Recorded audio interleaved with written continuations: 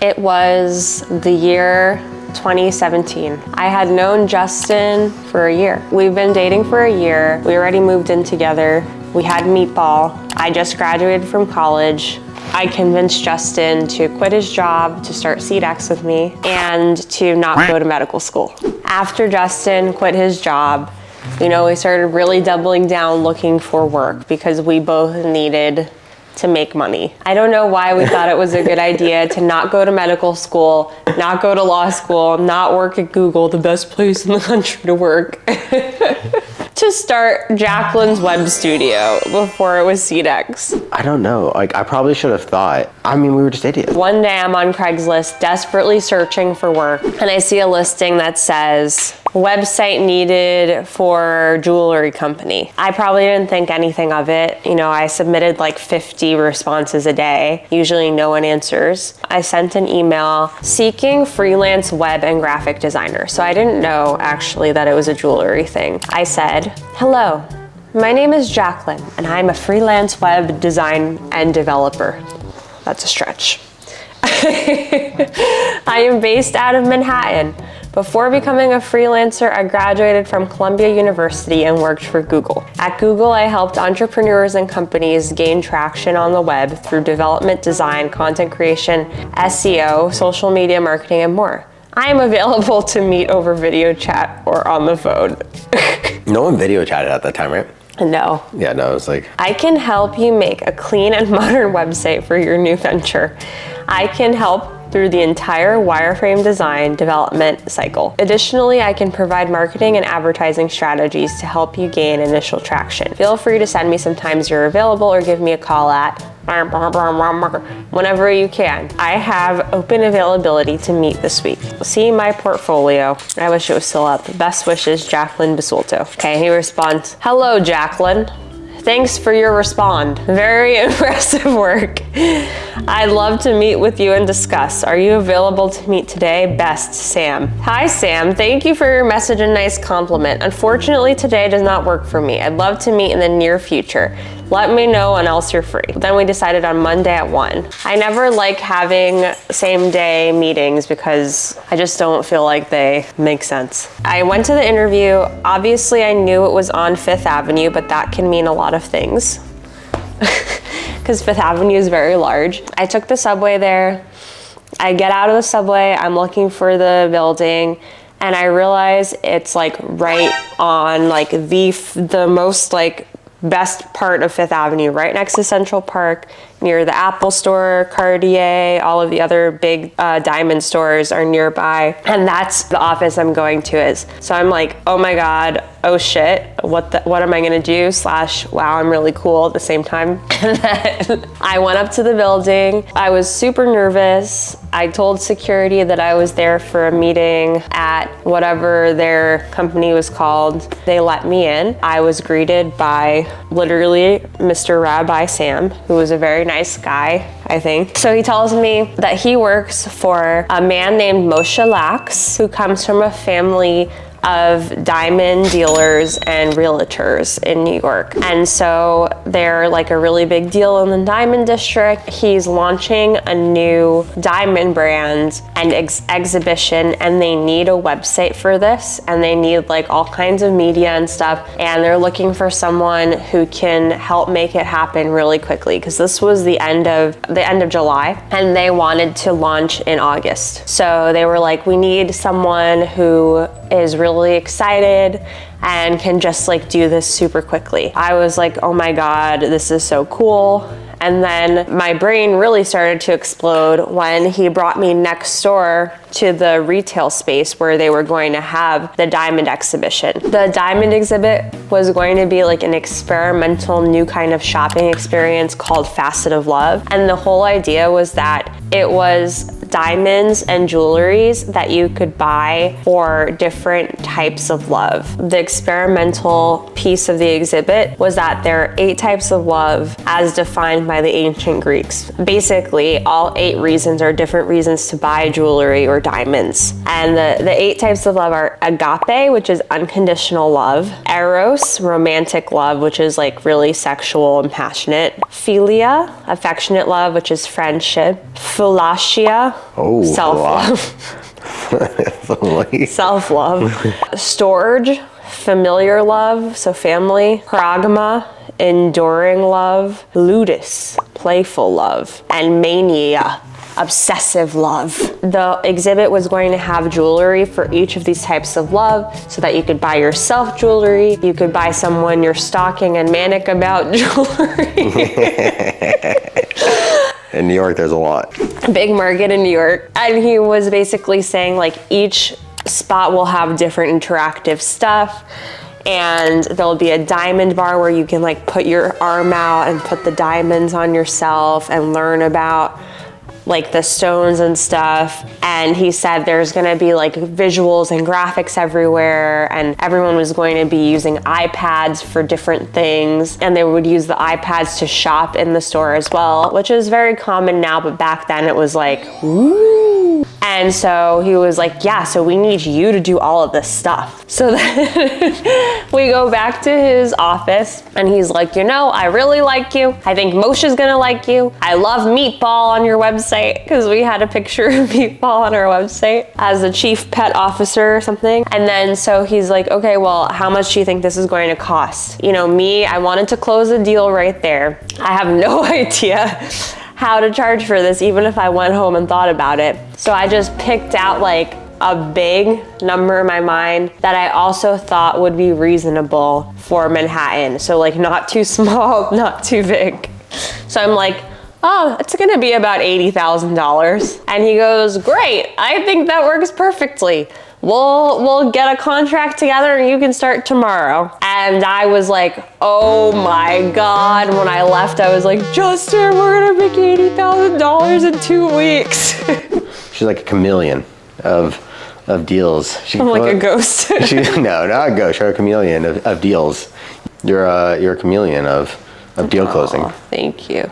We're gonna start calling you the chameleon. Mind you, we were supposed to make a full retail jewelry website, which is really difficult because there's all types of specifications for jewelry. It's not just like you buy one pair of pants or something. There's like the cut, the clarity, every stone is different. We had to make a commercial. We had to make all the stuff for the actual retail store. But anyway, I was feeling like a baller because, as you know, I was making like $800 a month maybe. So I took a taxi home, which you never do in Manhattan, okay? You gotta be a baller to take a taxi home. I took a taxi home and I was like, this is finally it. I'm a New York superstar. Like, I'm making it. My business is blowing up. Yes. I just remember we went for a really long walk and we were talking about how crazy it was again that we were gonna make $80,000 in 2 weeks. We were like, we can't tell anyone, it's too crazy. And Justin's like, I'm so glad I quit my job in medical school. Go, Jacqueline. And I'm like, I'm a fucking boss. I'm like trying to think back on it. I don't remember anything. I must have been happy, right? Like we must have been like jacked. But I can't recall right now. It's just honest. I don't recall anything after I don't know why like that whole part is blacked out in my brain. Yeah, the beginning. Because you didn't think anything of it when I went to the interview. It's like I was doing it all the time. Yeah. Meeting up with random people from Craigslist. So then I go home and I'm like, me and Justin are in our little apartment and we're like, who is this guy, Mo Schlacks? So we look him up and we're like, oh my God, we're working with this guy who's a 100 millionaire. Like that's all we know from, he's hundreds and hundreds of millionaire. And he is BFFs with Ivanka Trump. And he actually is credited for introducing Ivanka to Jared Kushner because he was friends with Jared Kushner's family through real estate and friends with the Trumps and Ivanka because she wanted to start a diamond company, a jewelry company. So he had a jewelry company with Ivanka and then he introduced her to Jared and they got married and Moshe is the matchmaker. I think maybe it's kind of crazy, but like it does happen in New York. Like you just like happen to be next to really successful people. It's like really important to note that this was 2017 in New York. So this was like crazy small world. Like again, I thought I was like riding up the coattails to the top of the world because Trump had just been sworn into office that year and everyone in New York was like furious about it. There was like always protesters outside of the Trump Palace, the Trump Tower, like the Trump Palace, the Trump Tower on 59th Street. People were like depressed in New York when Trump got elected. Like I was a political science major at Columbia and they literally canceled all of our political science classes. And they were like, this is too sad of a day. We all need to reflect. And then the next few classes when we actually came in were just like, how could this have happened? And so, yeah, it was like crazy that we were now 1 degree away from like the crazy Trump stuff happening in the US and New York at the time. It's funny just to think about this, like, because if someone was telling me this now, I'd be like, Are you okay? nah, I'd be like, you guys are gonna get scammed. I would know that this was a scam. Well, I also just feel like every time I told my dad something though, he'd go, no, that doesn't sound right. It didn't sound right. Nope. So the next day we go into the office and we had our own like room in the Fifth Avenue office. Me and Justin were working. Really, we're just trying to figure out how to do it. That's not true. We had a good idea how to do it at the time. Okay, whatever. So maybe Jacqueline didn't know. Then Moshe comes and he meets us and he says hello and we sit in the conference room and he's nice and he tells us his vision. He's a very like kind of antsy guy. And so basically we had to make a website to invite people into this facet of love thing, a quiz for people to figure out which type of love they were, a commercial to advertise this thing, the actual e-commerce website, and then whatever visuals and graphics we were supposed to make for the exhibit. So yeah, I gave a price without knowing the scope of work. It was a pretty big thing, but we got to work and we actually made some really cool things for a low budget. We got a lot done in like a week. We got a lot done and yeah, that was like in 2 weeks or 3 weeks, we made an entire website. In those 2 weeks. I like the work. Actually, I still like the work. Actually, like when I think about this commercial, I was like, damn, like this is a nice commercial. We scripted this and stuff, and we did all this in like, how did we script, cast, film, and edit in like 10 days? Because we're crazy and Kevin's crazy too. Yeah. I was like, dude, like, I don't know how we got any of that done. We got an entire website made and the website looks like a diamond and it has like the different facets of the diamond. And if you click on the different facets, it opens to explain what the different types of love are. We also created, shout out to Kevin Chu from Columbia, my friend. We created with his help a full commercial with all of the types of love. We casted people to play the friends, the family. We casted the elderly love. We casted the self-love, just like out of control. We also infamously casted a gay couple because love is love, and that kind of freaked them out. Oh, it did, right? No, but Moshe was like, no, people are gay, we have to. Yeah, no, so they were like, I don't know about this. And then they were like, no, we have to be modern. Anyway, whatever. You know how people are about that. The commercial came out so beautifully. But on the website, you could see the different types of love, figure out which one you were, watch the video. It was super cool. We did all of that in like 2 weeks while we were waiting to get the contract signed. I like the work. I thought it was a good idea. Like, I think that we produced high quality work, even looking back on it like years later. I was like, dang, how did we make this? So we spent our own money that we didn't have. It was really cool while we were working on it. We made these really cool deliverables. We were learning a lot. Another reason we thought it was super legit is because this woman named Shala Karimi, who's a really great jeweler, and actually designed my engagement ring and Taylor Swift's Super Bowl jewelry that she just wore recently. She was the jeweler like in charge of curating all of the jewelry for the different types of love. At the time, you know, Moshe was like, this is so cool because you guys are young talent and she's young talent. And I was like, oh my God, she's so cool. She is really cool. And Shala is really cool though. yeah, she's very cool. You should check out her jewelry. We were hanging out in the office and like we were excited and we were working hard. We have a meeting because we're all like, okay, well, this event is happening in like a week. Like, what else do we need to do? And we have a meeting with Moshe, with Shala, and with some people from the diamond industry. Not just someone. Who come to meet us, the team, and talk to Moshe about investment and like what else needs to be done. There were two people that I remember from the meeting. One of them was like this really old guy who was like, I don't remember. Do you remember the guy? He was like Moshe's dad's friend who was in the diamond industry for a long time. And then there was another guy, Bob, who was a former director of Tiffany's, whatever that means. Because now I realize that there's many directors at Tiffany's. He was basically like, I own Tiffany's. He was a former executive at Tiffany's, and he gave Moshe $3 million for this Facet of Love thing. Imagine walking in to the Facet of Love. I have a picture of us, right? I look like a toddler in the office. I will show it. I look like a toddler hoochie mama. So he comes in and he's like, he worked at Tiffany's, he's invested $3 million, and Moshe's like, this is my team, Justin and Jacqueline. And Shala. And Shala, who looks normal compared to us. And he's like, okay. And then he had a daughter who he brought in, who was about my age at the time. I was like 21. But he brought her in almost like bring your daughter to work day and was like, you can watch us, sweetie. And the juxtaposition was just super weird. And I was like, oh my God, this is crazy. That was really cool. It was like, I think we were pretty excited by that meeting. It felt like the first like big person meeting that we had. And so Bob was telling us all about his background and how we just needed to, what did he say?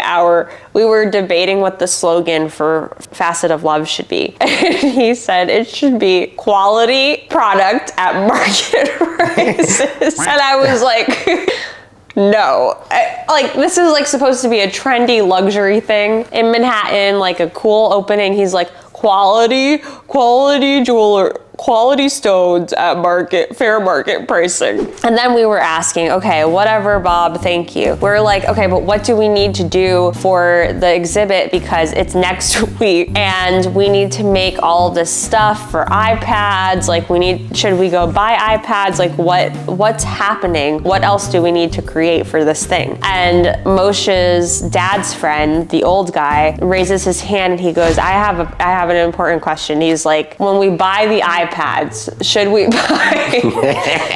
buy mini iPads for the women? And I'm like, what? And he's like, women have small hands. There's women working there. Do we need to buy mini iPads for the women and regular iPads for the men? And I'm like, no. And he's like, but what if they want to put it in their purses? I don't know why I really remember that. It was hilarious. You were upset by it. Well, yeah, you know, at the time, I'm like, I'm a female entrepreneur, whatever. And I was just like, what is this guy saying right now? He's saying I need a mini iPad. For your small hand. For my small hands.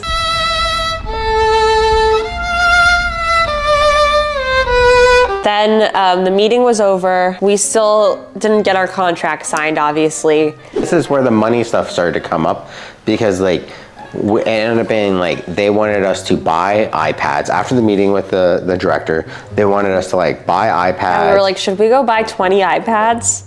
Yeah, and we're like, okay, we need money to. And then we decided, thankfully, because I'm surprised we actually didn't just go buy them because I feel like that's something we would do.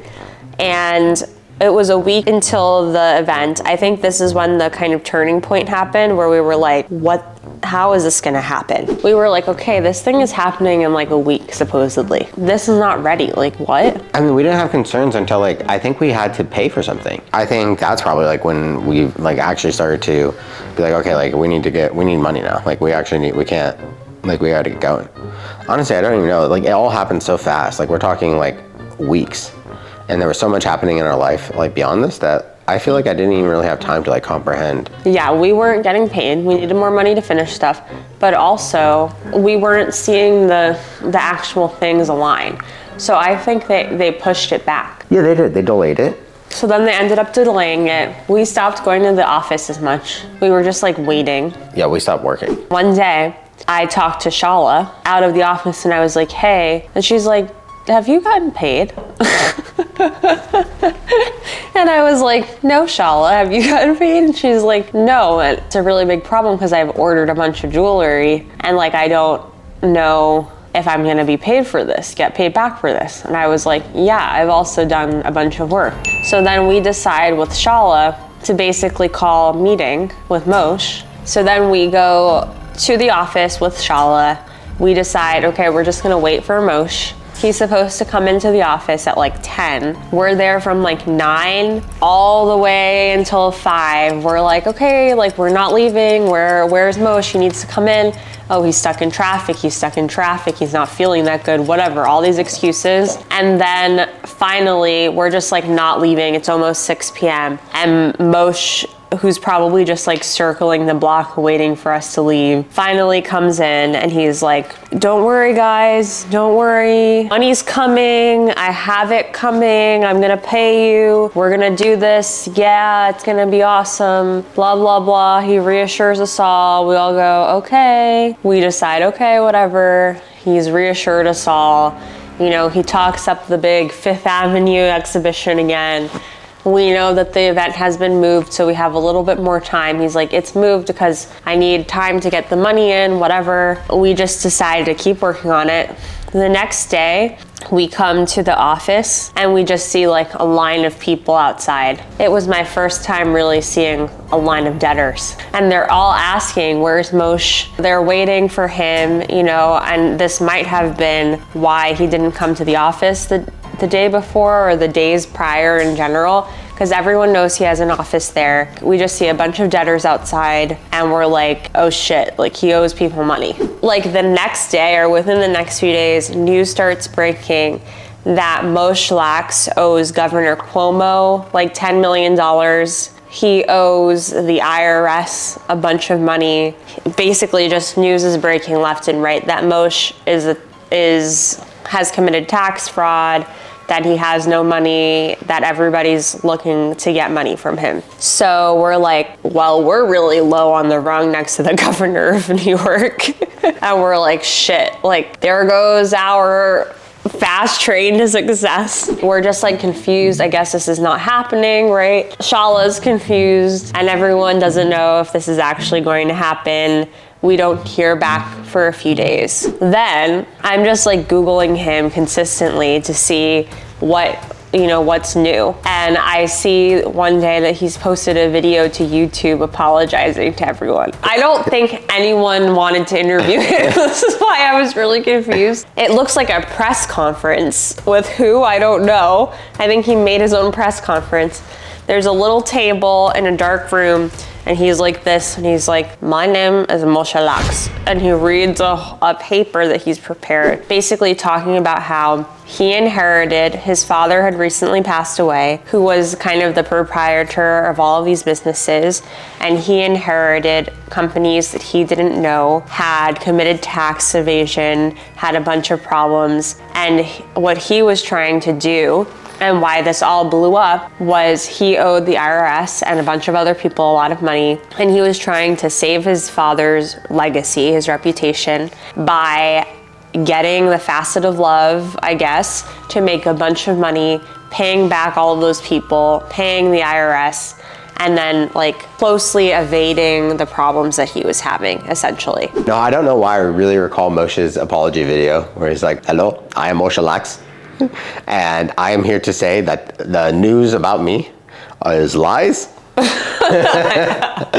that he is being persecuted and all this stuff. He basically said like it was all fake news, basically. Okay, so his video comes out. He inherited the debt. What happened with the commercial? We paid a lot of money. We did not get paid by Moshe. It didn't happen, sadly. And then not only did we not get paid, I messed up the contract with the videographer for the commercial, and we ended up paying him like twice what we initially thought we were going to pay him out of our pocket. So that was fun. Shala and I are both trying to like figure out how are we gonna get money back. She got money back, actually more money than us, I think, because she had ordered jewelry and stuff, and I feel like people just understand that more. We were out some money, and I was telling him like, hey, we paid for all this stuff, at least pay us for the work that we did. He sent me $1,000 on like Venmo or something, and was like, that was Chase Pay, right? oh yeah, Quick Pay, Chase Quick Pay, before Zelle existed.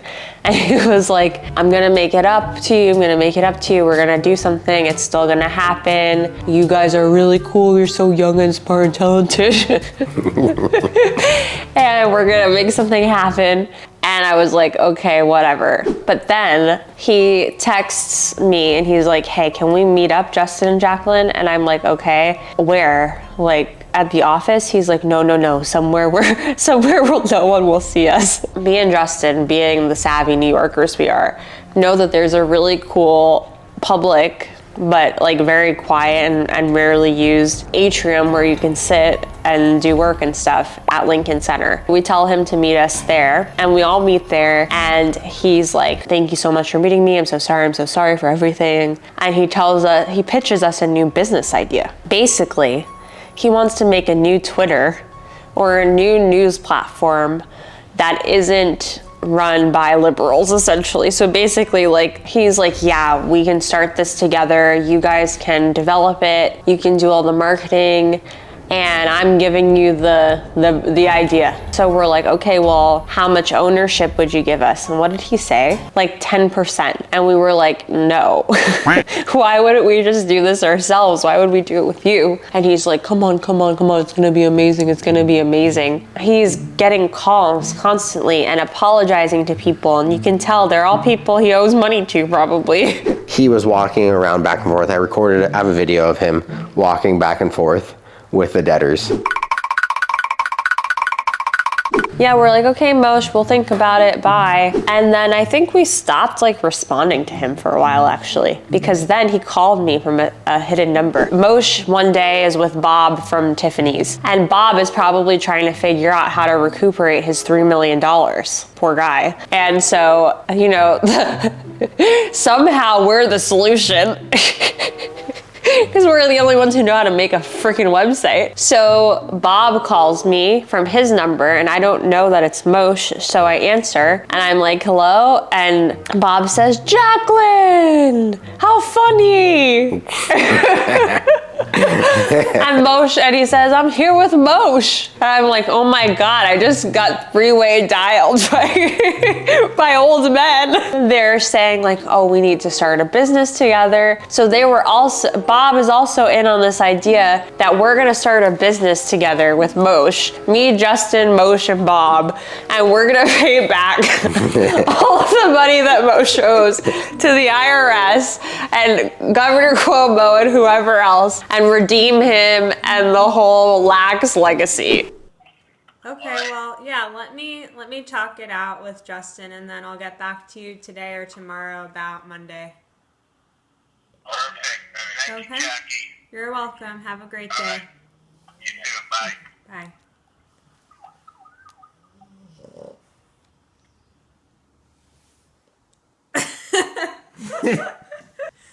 Bob's like, you know what? My legacy might be enough to sell all the diamonds.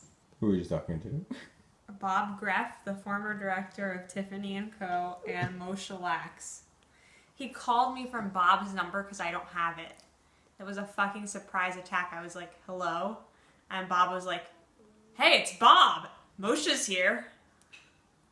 Isn't that psycho? Now they want us all of a sudden because they have no fucking clue what to do. For better or for worse, Moshe sadly went to prison for a while. He's out now, I believe, and hopefully he's doing well.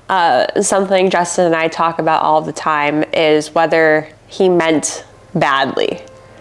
Whether all of these people that we were engaging with, even like the rabbi and Bob, were they bad people?